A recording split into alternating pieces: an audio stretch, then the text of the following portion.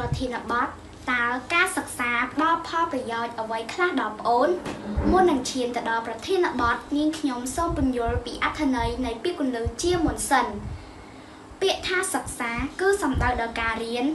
នទន្ទិញការសូត្ររៀននិងការហ្វឹកហាត់ជាដើមផលប្រយោជន៍មានន័យថាដំណើរដែលគួរប្រកបផលដែលសម្រេចអំពីការប្រកបឥឡូវនាងខ្ញុំសូមចូលទៅកាន់ប្រធានបទរបស់នាងខ្ញុំវិញលោកគ្រូជាទីគោរពនិងមិត្តភ័ក្តិទាំងអស់ជាទីរាប់អានដោយដែលយើងបានដឹងស្រាប់ហើយថាការងារទី1របស់កុមារគឺការខិតខំសិក្សារៀនសូត្រការខិតខំសិក្សារៀនសូត្រគឺពិតជាមានសារៈសំខាន់ខ្លាំងណាស់សម្រាប់បុគ្គលម្នាក់ៗក្នុងការស្វែងរកចំណេះវិជ្ជាមនុស្សដែលមានចំណេះដឹងខ្ពង់ខ្ពស់ប្រៀបដូចដួងខែដែលបញ្ចេញពន្លឺពាសពេញប្រទេសប្រសិនបើកុមារគ្មានចំណេះដឹងប្រៀបដូចយប់ងងឹតសូន្យ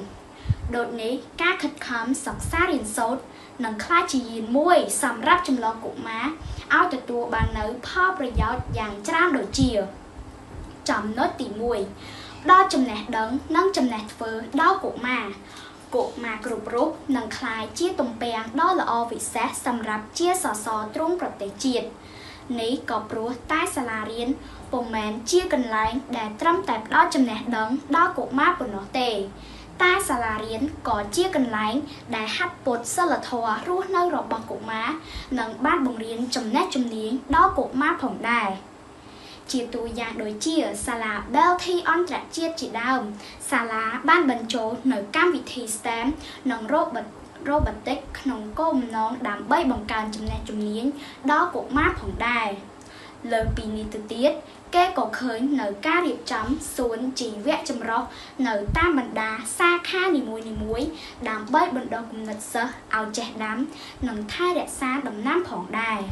ចំណុចទី2កំចាត់បង់នៅភាពល្ងង់ខ្លៅព្រះសម្មាសម្ពុទ្ធទ្រង់បានសម្ដែងថា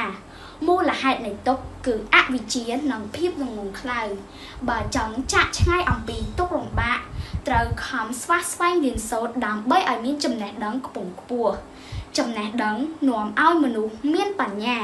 ហើយបញ្ញានេះហើយជាអាវុធយ៉ាងមុតស្រួចដែលអាចចាក់ទម្លុះបញ្ហាតូចធំទាំងឡាយយ៉ាងមានប្រសិទ្ធភាពចំណុចទី3មានអនាគតល្អការខិតខំសិក្សារៀនសូត្រនឹងធ្វើឲ្យកុមារមានចំណេះដឹងជ្រៅជ្រះជនដែលចេះអក្សរលេខនៅពន្ធទុកជាមនុស្សភ្លឺថ្លាដោយក្រពេចដែលគេយកទៅច្នៃធ្វើជារតនវត្ថុឬគ្រឿងសម្ភារៈសិក្សាតាមសេចក្តីត្រូវការ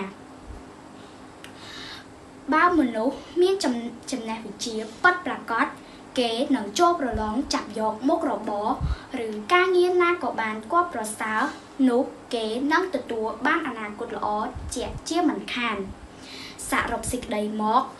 ការខិតខំសិក្សារៀនសូត្រនឹងធ្វើឲ្យកុមារមានចំណេះដឹងការខិតខំសិក្សារៀនសូត្រនឹងធ្វើឲ្យកុមារមានចំណេះធ្វើកំចាត់បងនៅភាពល្ងង់ខ្លៅ